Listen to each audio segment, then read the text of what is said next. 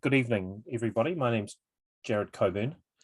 I am with the Diesel Traction Group. I'm the secretary and also the marketing manager. In my day job, I run a law firm, and I also am the managing director of a technology development company that specializes in generative artificial intelligence and machine learning. In my other life, I'm secretary of the Heritage Technical Committee, and I'm also a trustee of Ferrymead Park. I do a lot of business mentoring with not-for-profit organisations in particular, and I've got quite a deep history of governance and operations. I'm a fellow of the Institute of Managers and Leaders, and I've managed, quite a fair bit of, a variety of industries, stretching from central government, risk management, risk analysis, through to local government, through to private and community sector. And the subject tonight, thank you to Franz and to Dan for inviting me along, is about sustainability, and in particular organisational sustainability. And it's a very important point right now in this particular part of history, because we are going through this change called the Fourth Industrial Revolution, which has a lot to do with technology and a lot to do with disruption. Add to that the pressures that we're starting to feel from the environmental side of things, and not just climate change, but heightened environmental awareness in general. And also renaissance in the thinking of younger folk. We can no longer operate in a way that for decades we have been used to operating. This is not particular to the heritage rail sector. This is endemic across not-for-profit organisations and indeed businesses right across New Zealand and across the world. It's been an amazing decade, especially in New Zealand. We've had massive earthquakes, some of the biggest storm damage that in sort of memory, mass shootings, pandemic. We're going through a huge economic crisis right now, and all of this external noise will have an effect on your particular organisation, your particular society. And the way to weather that storm is very much the very first step is to just build a level of awareness around good governance and good operations. One of the big disruptors that you are going to be facing, aside from the cost of fuel, is the pressure that you are going to start feeling from the New Zealand Transport Agency Waka Kotahi around the new framework, R3F, the new safety framework.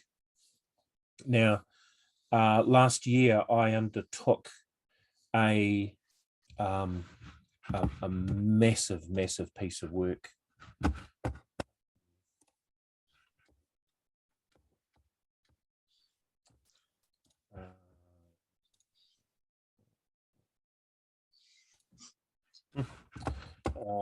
A massive piece of work. Where are we? Here it is. Okay. Can we see that okay? Yes. Yep. And it by the time I'd finished this piece of work, it had come to 100 pages long exactly. And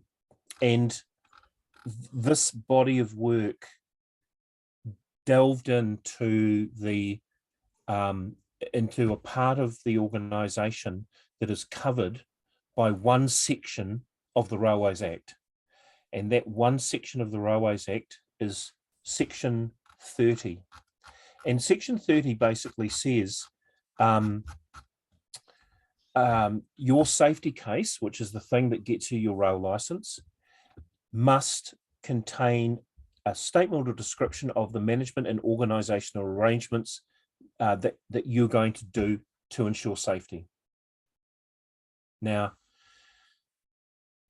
there's a lot more to it than this, because those of you who are in the know around health and safety and the Health and Safety at Work Act 2015 will know that you are not considered a place of conducting business, a PCBU,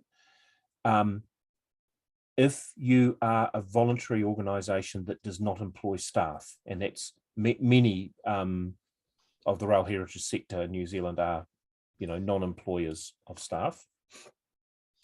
But section 60 of the Railways Act overrules that and says that all directors of an organisation that holds a rail operation licence are basically jointly and severally liable for any breach of the Railways Act. And in more recent times, when the Health and Safety Act was introduced, there was special attention given to ensure that the Health and Safety Act was incorporated into the Railways Act.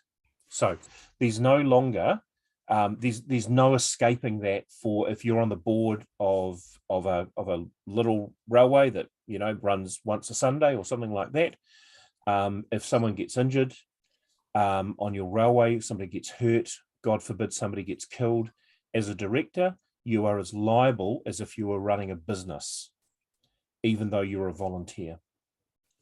Okay, that in itself is enough motivation to actually look very, very carefully into what the Act requires of us. And so what I have done, and with obviously with a lot of support from the rest of my organization, is go through and review all of this documentation that you see on the screen. And part of that review meant going through and actually very, very carefully analysing every single piece of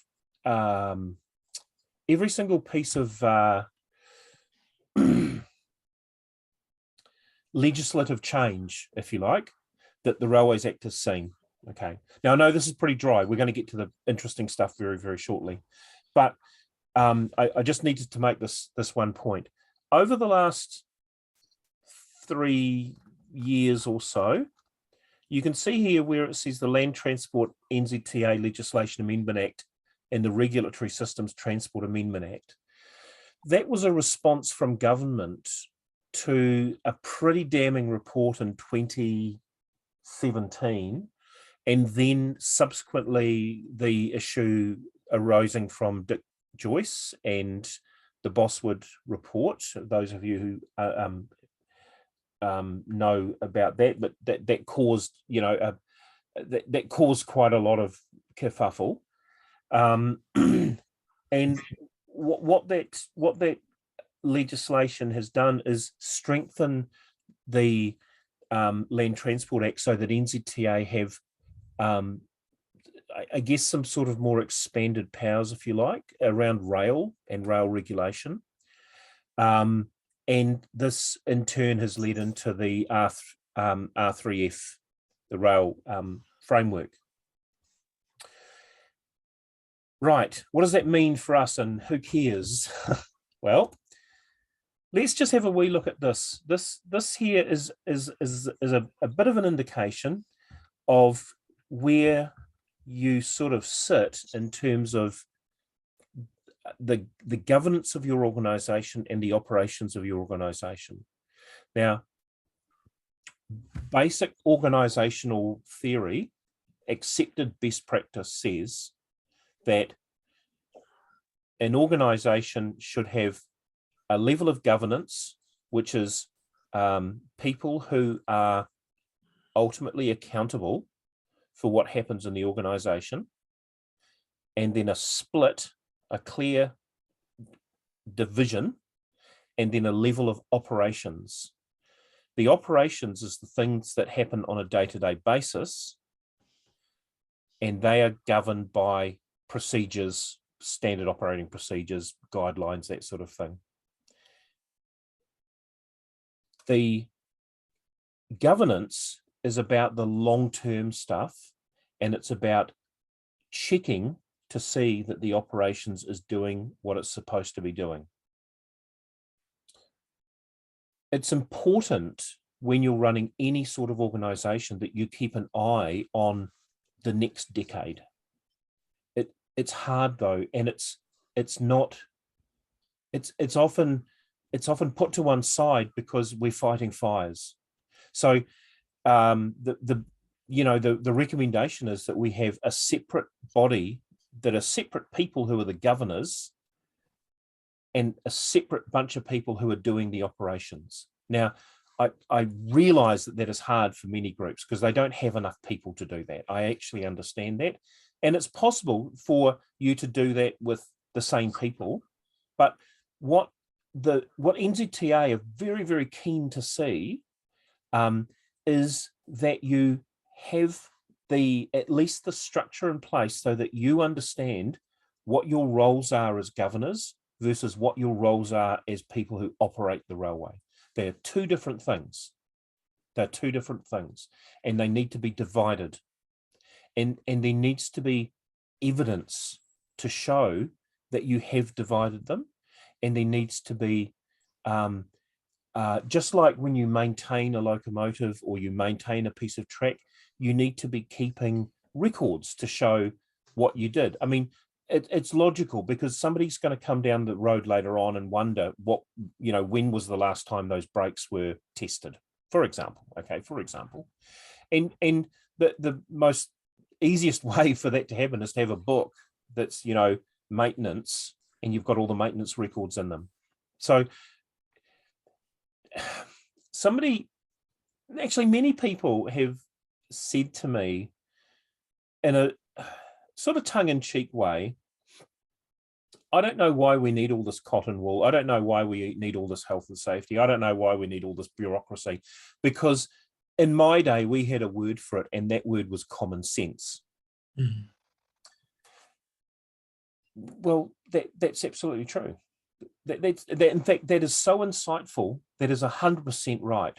And so what you're actually doing nowadays, what you have to do nowadays, is that you have to write down the common sense. You have to write it down so that other people can look and go, oh yeah, I can see that they have common sense. I can read it right here. It says this, that's common sense. It means that your common sense is not being held in the heads of one or two people who are wandering around, who might leave the organization or, God forbid, might get hurt and not be able to come down one day. And then if those people don't come down, you might have 3 or 4 people who have no common sense, right? So in the old days, we relied on everybody having common sense. Nowadays, we have to rely on people not having common sense, but having the ability to be able to be trained in a way that is common sense. And, I don't think that differentiates the generations that much. I really don't. It's just a different way of doing things. And I have to say, it's actually in many ways, it's a better way. Yeah, it's a harder way. We have to we have to write things down and we have to record them and we have to, make notes and all of that sort of thing. But it doesn't matter, because when you get that, when you actually write that down, you've got that for life. You imagine if the people who built these locomotives didn't bother making drawings and blueprints because they were carrying them around in their heads. And 50 years later, we're going, well, we need to replace the crankshaft on this, in this engine, and we have no drawings or blueprints whatsoever. So it's that sort of thing. Okay. So if you have a look at the image on your screen, you can see that there's a management team, and there's what's called, I've just put an executive team, but this here is the operations. This here is the governance. Here, there is a split, and the governance tells the management team what to do, usually through a general manager or chief executive or something like that. And they use a strategic plan or long-term plans and policy. They make policy. And the policy is just basically the scope of what we are doing is this, and you can take the safety system says that you can do these things, but how you do these things, or the configuration of how you put the wagons together or whatever, that's left up to the operations to do. That's nothing to do with governance. So governance checks that the operations is operating properly. Waka Kotahi checks that the governance is doing its job properly, and the government obviously checks that Waka Kotahi are doing their job properly. Everybody checks everybody else is doing their job properly, and hopefully nobody falls between the gaps. Hopefully. Is the danger on railways any more today than it was back 50 years ago? No. Trains are still extremely heavy and extremely hard, and if you fall under one, the outcome's pretty terminal. That nothing has changed in that respect. Heritage trains don't go any faster today than they did. In fact, they probably go a lot slower than they did back in the day.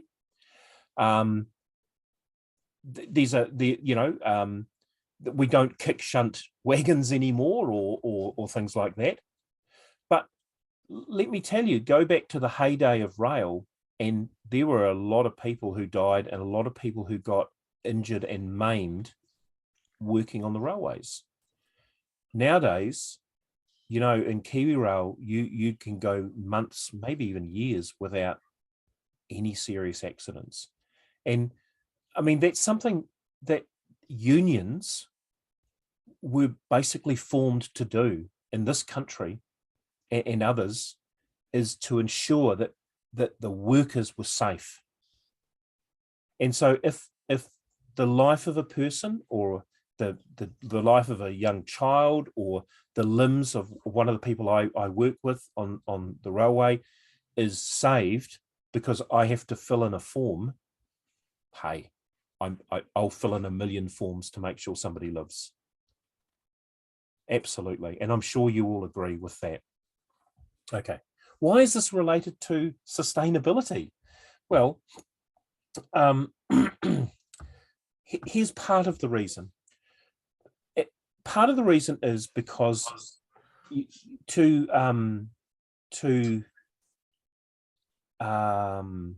ensure that your organization is going to continue into the future, you have to make sure that the right people are coming on board and you're attracting the right membership.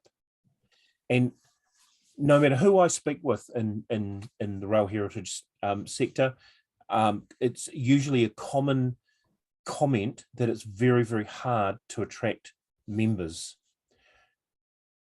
That's not unusual for not-for-profits. You're no different from any other not-for-profit organization. You are competing on a marketplace, a very limited marketplace of people, young people especially, getting them to come on board with you. It's very, very challenging.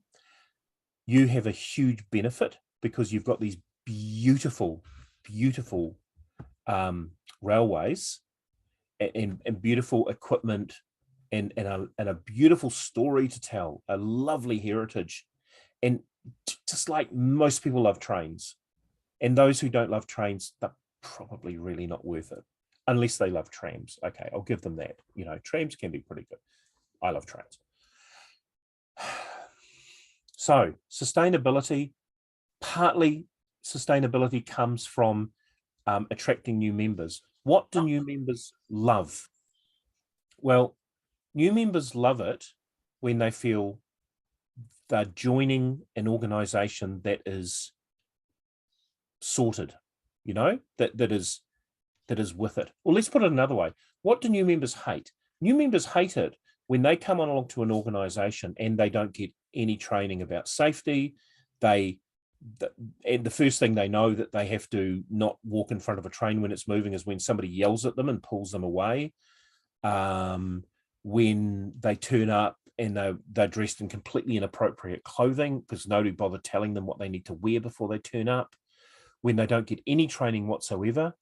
When they come onto site and they don't get a site hazard, induction, because a lot of these younger people, especially if they have been to university doing engineering, or if they work in a mechanic's shop or whatever, a lot of these young people, they have a health and safety culture that they understand, and they have a certain level of expectation. Just like they have an expectation they're not going to be bullied. They have an expectation that people aren't going to get drunk and drive the locomotives. They have an expectation that that people don't chase after other people with grinders because it's a hell of a joke, right? Like there's certain expectations that people have, and the more professional that your organization can present itself, the more likely that you're going to get the right sort of people joining and wanting to stay. That doesn't mean that you cannot enjoy yourself, and it doesn't mean that you can't have fun. But I have to tell you right now that we no longer play trains in this country. This is no longer a men's shed. These are professional railways, because you have rail licenses, and this is the attitude that the government through NZTA are really going down the track with. So in a way, it is a shame that the days of you being able to just go and lay some track and chuck a locomotive on there and start just banging up and down and having a hell of a time without any oversight or any worries, that's long gone. That time, that was the heyday. Like many things that have gone now, it's past, and we're in the new paradigm. So this here that I'm showing you, the DTGI organizational chart, what is amazing about this chart is that we have only 8 active members on this chart, because the people on the committee, most of them are also the people who are the operational team. But we have a separate committee meeting from our operational meeting. And each of these individual people here, each of them here are empowered by the committee to make decisions based upon their job descriptions. What that does is that every time Steve Weir, our engineering manager, wants to do something engineering, he talks to Stuart Gutzel, our engineer. He doesn't have to go to the DTGI committee to get approval for things, because the committee is there to oversee the entirety of the operation. Now, you'll notice that there's no general manager here, which is pretty amazing, actually. I have to say, I'm pretty proud of everybody, because we all work so very, very well together. There's really no need. Like, everybody knows exactly what their role is, and you'll turn up sometime, and Jarrod Greenlease will be turned up there, and he'll be doing some training there, and Glenn might be down there, doing some hazard assessments or doing some work at the site or something like that, and we're all incredibly in touch with each other. And this is an amazing achievement. I'm sorry, I don't mean to blow our own horn, but this is an amazing achievement for such a small group of people. We've been able to professionalize, really capture that professionalism, simply by going through and having a really long think about what we need to be doing. Now, one of the things that we personally benefit from is the fact that we have this National Rail Safety Standards. Just note that NRSS has been replaced by APIS 11 just down the bottom there just recently. So the National Rail Safety Standards enables us to operate on the network alongside KiwiRail through the access agreement that Franz has with KiwiRail. And we need to come up to these additional standards to be able to achieve that role, and that's helped us quite a bit in terms of the development, I guess, of that level of professionalism. Okay, so hello, I'm back now. So sustainability, partly getting new members, very important, because also these new members are going to have skills that you might not have, such as skills around certain technologies. They might have networks. I mean, your networks, you know how much you draw on your networks, but I mean, everyone's getting old. I mean, the average age, I'd hate to think what the average age is across the board in the heritage rail sector, but it's going to be probably on average older than me. And so a lot of those networks that you have as well, they'll be aging out too. They'll be selling their businesses or leaving their places of employment or things like that too. So getting those new people coming in, very important. One of the other things in terms of sustainability is your ability to raise funds.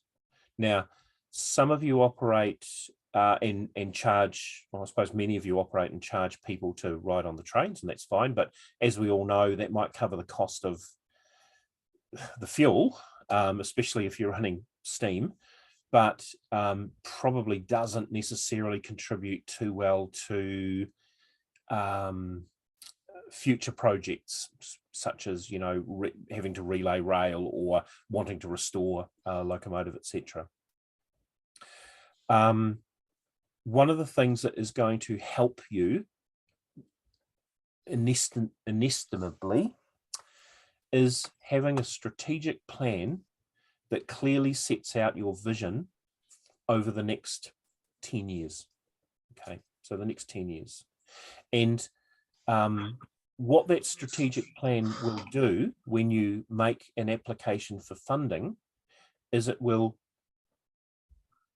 tell a story that will draw in a funder and show that you are looking beyond just the next 6 to 12 months. A lot of not-for-profits have a mentality that they should be, scraping around for $500 here and $2,000 there, when actually what they could be doing is bidding for $100,000, or in some cases even up to $1 million in funding. I've had a background in major fundraising. I worked when I was younger for the Royal New Zealand Plunket Society, and I had to raise $10 million a year as part of my role. And I mean, yeah, okay, Plunket's a very strong brand, and so, there were times where I'd just pick the phone up and call a funder, like a charitable trust or a philanthropic society, and say, it's Jarrod here from Plunket, because I had a good relationship with them, because we had funding from them before. We need $200,000 for this project. And that sort of approach was fairly common, because we were known, and people knew, everybody knew what we were doing. They knew we were about mothers and children and kids growing up healthy and all of that good stuff. Everybody knew, right? Everybody knew that. That didn't happen by accident. We had an entire marketing team that was out there all the time promoting Plunkett, you know, the brand. And so what is your Plunkett? What is your brand? What, like, it's not just about what your logo is and what your website says. It's also about how your volunteers act with each other, how they portray your organization, how they're allowed to show their passion. And it's also about the work of the board, the governance side of things, and how outside of the organization they're thinking. So in a not-for-profit organization, if it's being run according to best practice, the governance, the board members are the ones that need to be out there doing the fundraising. The operations people are the ones that usually spend the money.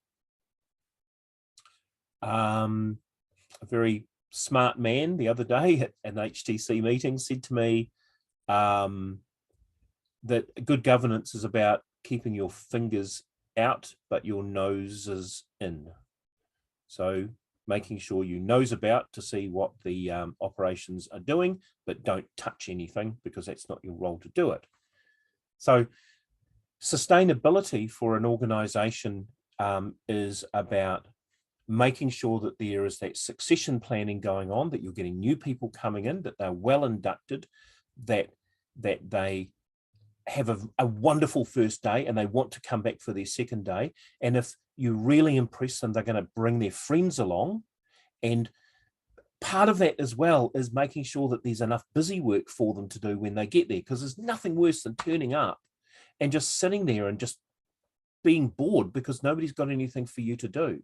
So there's a lot of preparation that has to go on before you even start bringing these new members on. Induction, really clear health and safety rules, good site induction, safety induction as well. Some brochures that they can take away and give to their folks, you know, because, you know, if they're young, they're going to want to tell their parents, they're going to want to tell their friends, I just started in this place. It might be the first volunteer organization they've ever been involved in. It's a big deal to them. You've been there for 40 years. It might not be such a big deal to you, but that young person there is who you were one day. You go back 40 years to the first day you walked on, whoever you're a member of, and try and recapture that excitement that you felt and see if you can think of ways to pass that on to people. So we've talked about the succession planning and the membership and about the fundraising. The things that pull this together is having a good strategy, and that starts with a good vision. And a vision should be something that you will never achieve. So our vision for our law firm is access to justice for all. And we know we will never be able to provide, we'll never make sure anybody, there's just no way that everyone will get access to justice. That's just not an achievable thing. But by golly, we're going to try. And you know, if you have something to look at, like that big, where are we? That big peak right behind me. If you have that to look at and you go, I want to get to that, instead of I want to get to that really nice looking DE locomotive over my shoulder, well, you know, then you've got a lot more to think about and a lot more to plan. You've got a lot more time. So strategy is about trying to assess all the uncertainty that faces you that would stop you from getting to that peak.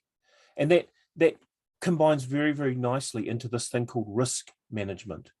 And again, it's something that people are very good at the operational level, identifying hazards and risks, but not very good at a strategic level. And so one of the big risks that steam are facing at the moment is the cost of carbon credits, the cost of coal as a result, the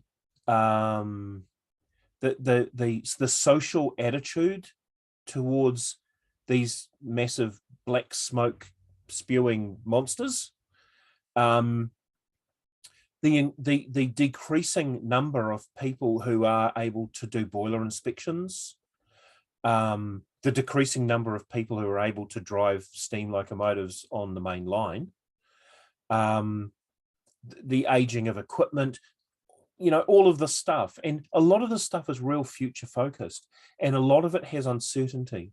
And if we plan to try and identify the uncertainty and then find ways of mitigating or planning for those outcomes, then 5 years on, when this hits, we at least will have thought about it, rather than suddenly something pops up in front of you and you go, oh no, we have to have a special meeting because we didn't see this coming. Most things you can see coming if you look farther ahead, but you have to discipline yourself to do that. Strategic planning, strategic risk management. The words, they sound fancy, but they're not. They're not.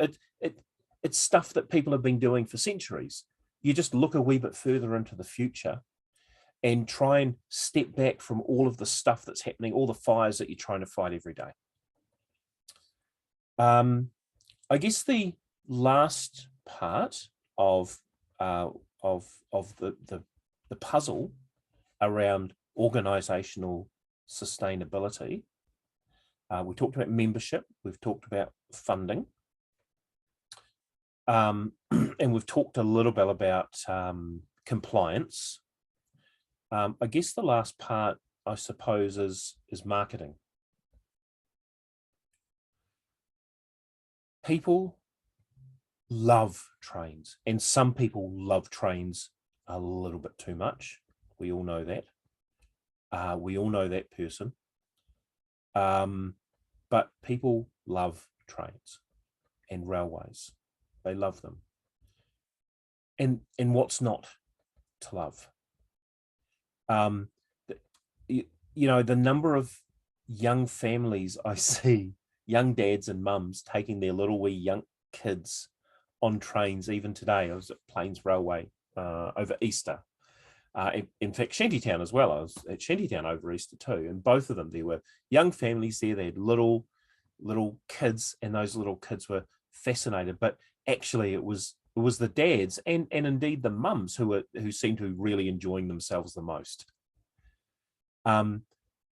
There's only 2 places in New Zealand that have that you can really take a train. That's Auckland and Wellington, and those commuter trains, they're pretty boring, to be honest. I mean, once you've taken a couple of rides on those, that's really it. They're not huffing and puffing and screaming and turbo whistling and all sorts of other cool stuff like you get with the diesels and the steam.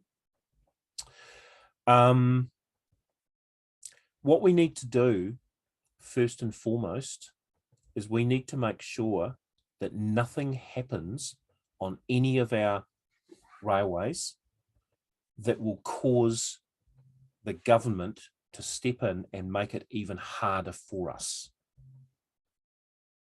And by that I mean, we need to make sure that people are safe when they're around our trains. And that is something that you can't always have control over. I accept that.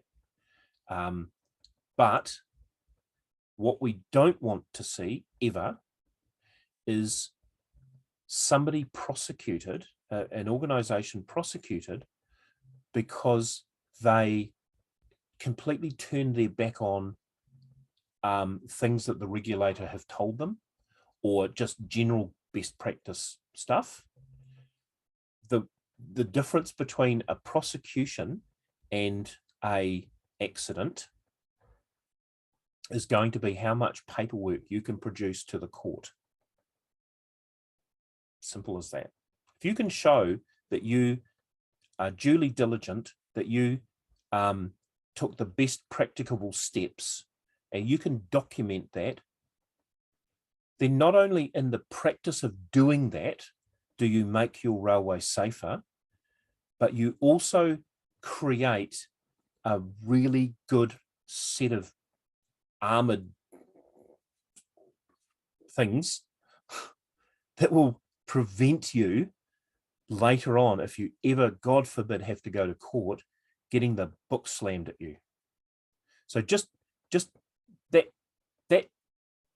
put that there, because that relates to marketing. Why does that relate to marketing? Because everything that happens in that instant will affect every other railway in New Zealand. Okay, so you're not just doing it for your railway, you're doing it for every other railway in this country. You have to understand that. You also have to understand that if somebody loves trains and comes to your railway, they are also probably going to visit other railways. And so if you don't already have a relationship with the pod of railways that are around you, start thinking about doing that. There's nothing I love better than somebody contacting DTG and saying, hey, we're down from, I mean, we're over from the North Island and we're from, Motat. Okay, so Motat, we're over from Motat, down here in Christchurch.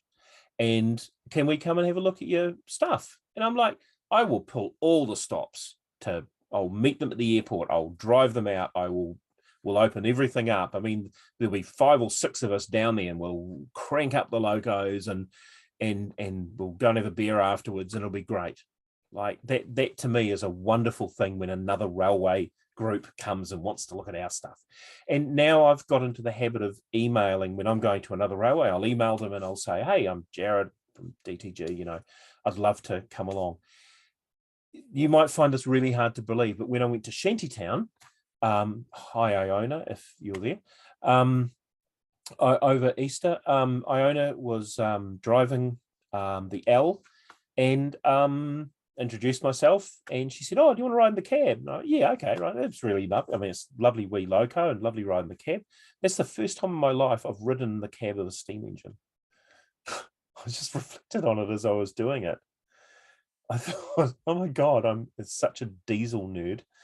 And it was really, really surprising, really enjoyable. And it was a lovely thing. And then I went to planes and I got to have a ride on the JA as well, which was really lovely too. So thank you to those groups. But it was also good to just catch up and share, like we're happy to share whatever we have with others to try and help. Others have been really, really generous to us in the past. We need to be looking at the rail heritage sector in this country as an actual single unit sector, especially when it comes to tourism and marketing and things like that, because there is such a wealth of railways in New Zealand. I know Dan suggested to me so that it would be lovely to have a map of all of the Wellington rail societies. And so just to better him, I did a map of all of the South Island rail societies. And when I looked at it, I thought, oh my goodness, you could just travel around New Zealand you could travel around the South Island for like maybe a week and a half and just visit all of these railways, as long as they knew you were coming in advance. And even if they weren't operating, it wouldn't matter. What a fantastic tourism experience that is. So I think in summary, because we need to have a wee bit of time for questions, if there's any questions. I think in summary, here are the 4 things that I would say to you in terms of organizational sustainability that you need to be thinking of. First of all is your succession planning. Making sure that you have a way to bring in those young people, and when they come in, make sure that you've got the experience for them that they want to come back again and they want to tell their friends about. The second thing is about funding and fundraising. Setting your sights a little bit higher is perfectly acceptable, and maybe you should think about that. If you're only grubbing around for cents, start thinking about bigger dollars. The third one is compliance. You need to be very, very aware that NZTA are not mucking about when they are looking at safety across the board for heritage rail and rail in general. It's not just heritage rail, but you know, they've got their eye on railways. They made that very clear at the last FRONZ conference. And the fourth, and possibly the fourth one, equally important, is marketing. And by marketing, I especially mean reaching out to the groups near you and having a regular conversation, just informal, but being there to support each other.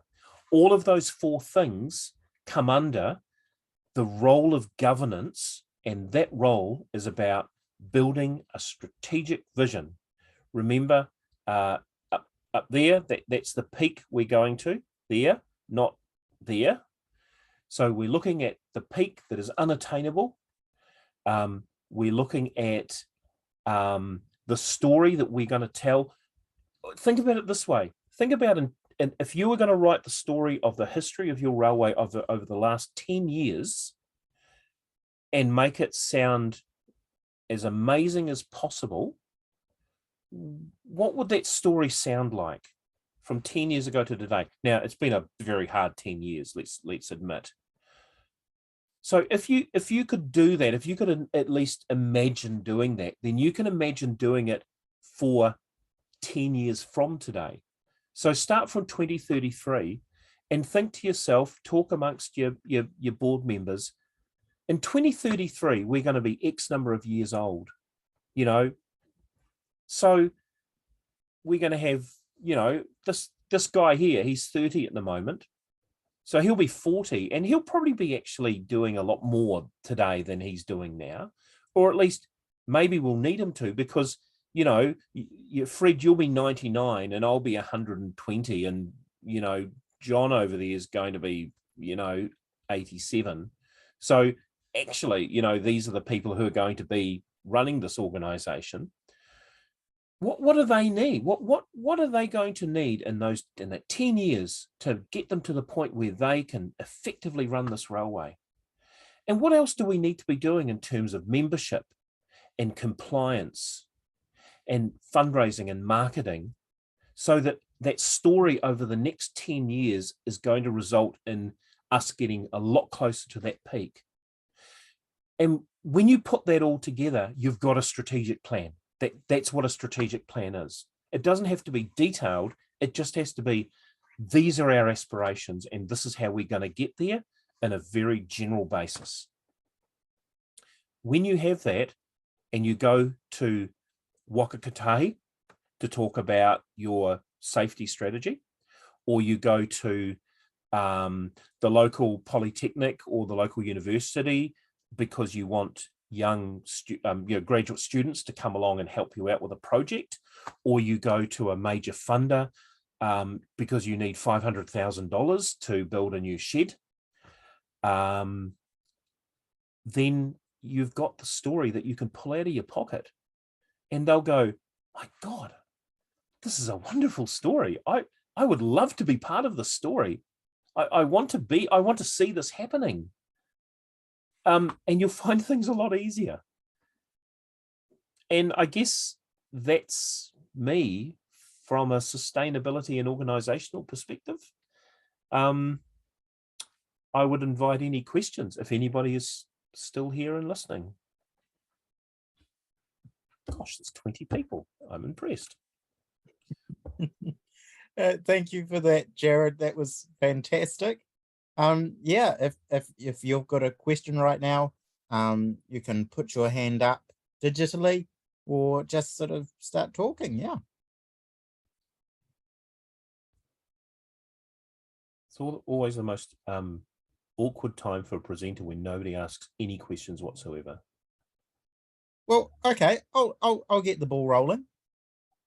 Is there any particular legislation coming up, or even, might be down the road at some point, that you think we should start considering, or just having in our planning?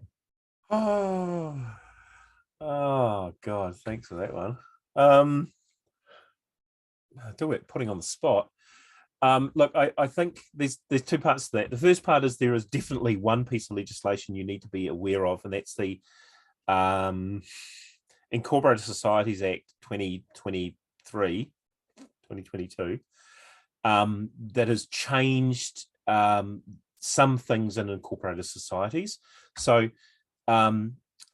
incorporated society must now make sure that all of their members have signed a membership form to prove that they want to be a member of the organization. All right, that's the first thing. So you have to go out and make sure that you get all of your members to re-sign a membership form. Secondly, for groups that have revenue over a certain amount, or spend over a certain cap, there are accounting standards that need to apply. And if they fall below that cap, then those particular accounting standards don't apply. Now, I'm not going to comment on the contents of the act because I haven't actually given it much thought for a wee while. But just bear in mind, I mean, go to legislation.org.gov.nz and look for the Incorporated Societies Act, the new Act 2022, I think. The provisions come in maybe, I think it's next year now. So it was 2 years from last year when they came through, I think. So there's time to make sure that you do this, but you really at your board meetings, if you haven't already discussed this, go and download a copy of the Act and read what it says. It's actually very clear what you have to do. Also, if you go to the, I think it's Department of Internal Affairs website, or it could be MB. Anyway, online, just, I mean, type in Google, I'm in a corporate society, what do I have to do to comply with the Act? Or something like that, it'll come up. There's plenty of advice for that. In terms of other legislation or changes, what I would suggest you do is you keep an eye on Parliament .nz website under the, so there's a couple of areas there. If you operate steam locomotives, you really need to be following the passage of the environmental planning that's going through Parliament, because we fortunately we caught it last year by making a submission to remind everybody that steam locomotives exist, because they were looking to ban all steam boilers or coal-fired boilers or oil-fired boilers by 2030, I think. So that would have had some serious implications for the heritage sector.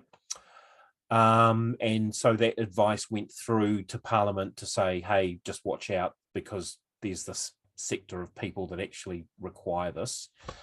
But that's not a given, that's still that whole environmental climate change thing is still going through Parliament.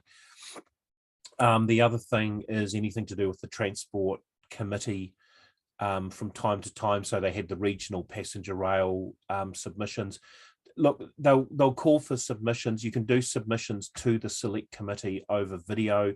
It's not a scary thing, and you should have your say, because the MPs take notice of what people say at Select Committee hearings, especially if they're coming from a point of view of, we do community good. This is important to tourism. This is important to education. This is important to protecting the heritage of our country. They listen to that. They absolutely do. So, yeah. Yeah, I had a really good question there, Jarrod, except I couldn't find the unmute button. Okay, go have a go again.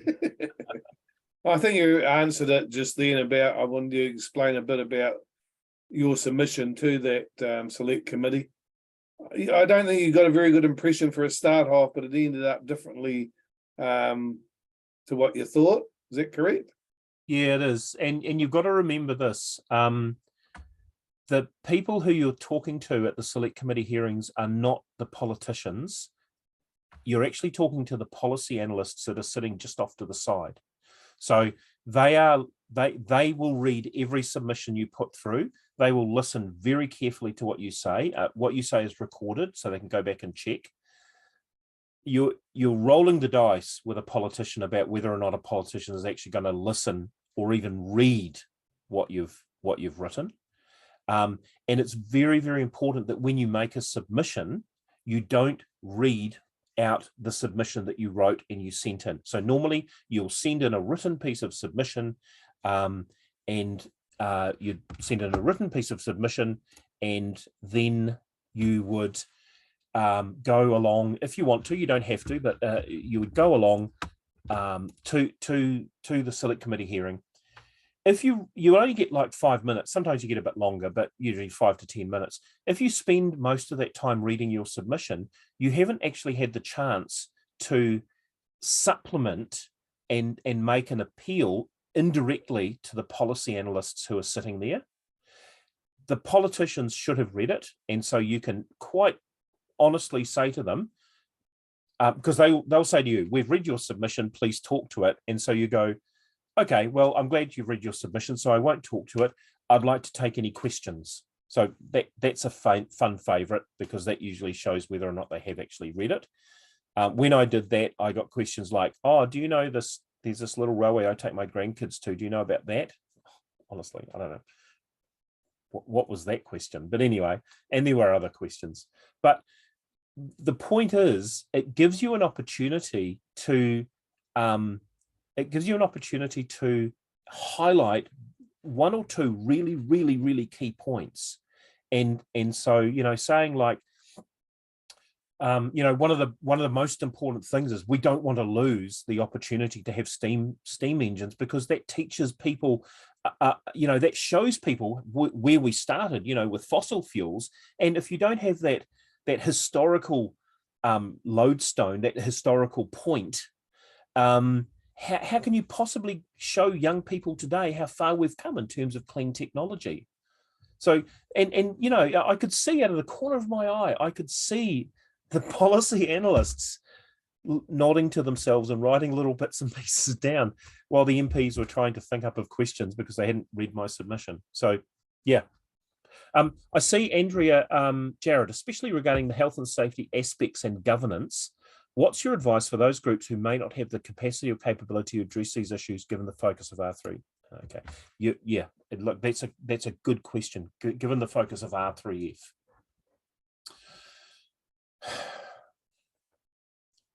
I spent hours and hours and hours researching this. I read through so many pieces of legislation. I went back to Hansard. I went back into the archives, 10 years into the passage of legislation to really get an understanding of what NZTA were intending. This is before the conference last year. At the conference, they said what they were intending, which is exactly what I had predicted that they were going to do, which felt nice, except I really didn't need to do all of that stuff because they just told us what they were going to do. And they've stuck to it. Now, their website has the most amazing material on it that is so absolutely helpful.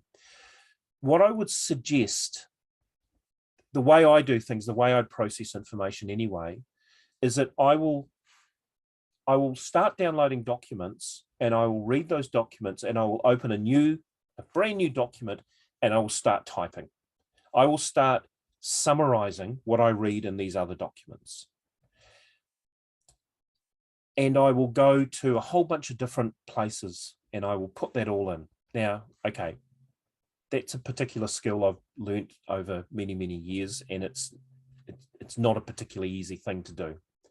The good news is I've already done a lot of that work, and I'm very, very, very happy to share that with anybody. In fact, it might be that Franz might be interested if I put something together. You might want to just post it on the Franz page, Grant. I mean, it's up to you. I don't care. I'm happy to give it to anybody anyway.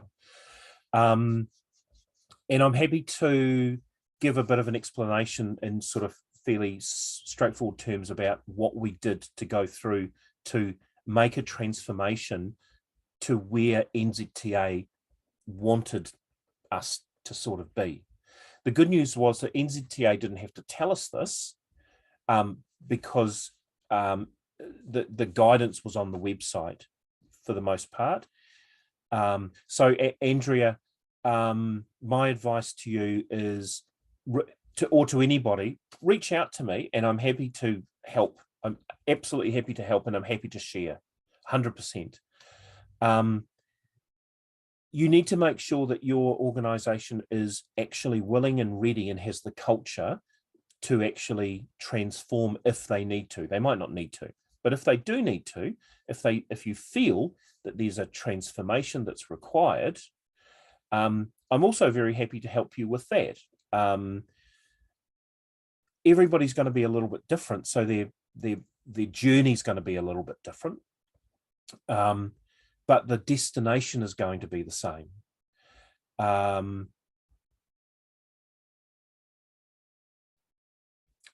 Sorry, I'm pausing because I'm trying to. I think the very, very first thing that you can do is, first of all, go back to basics. That's what I always do. You go back to the very, very basics.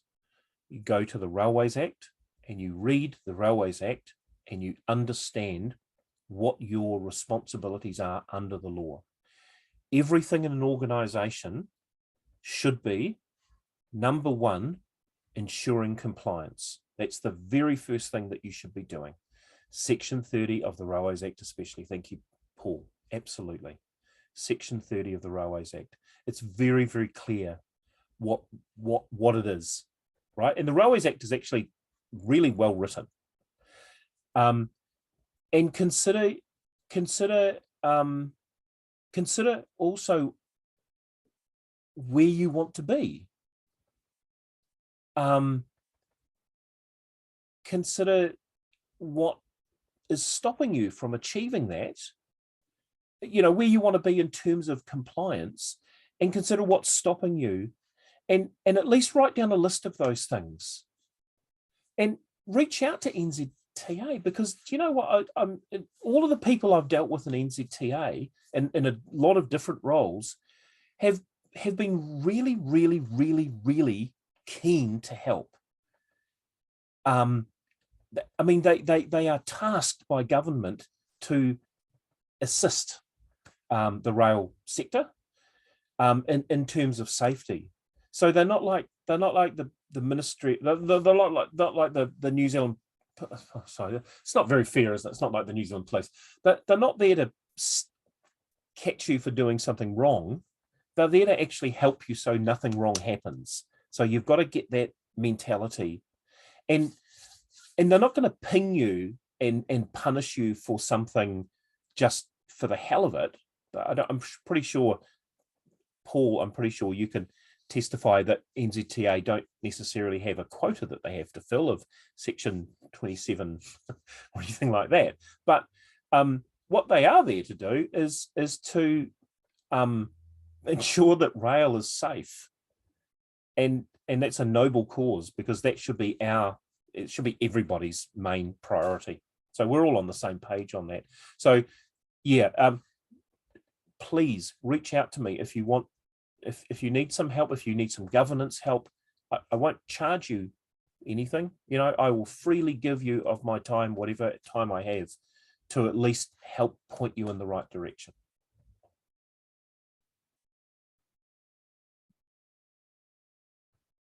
Righty-ho. Anyone else?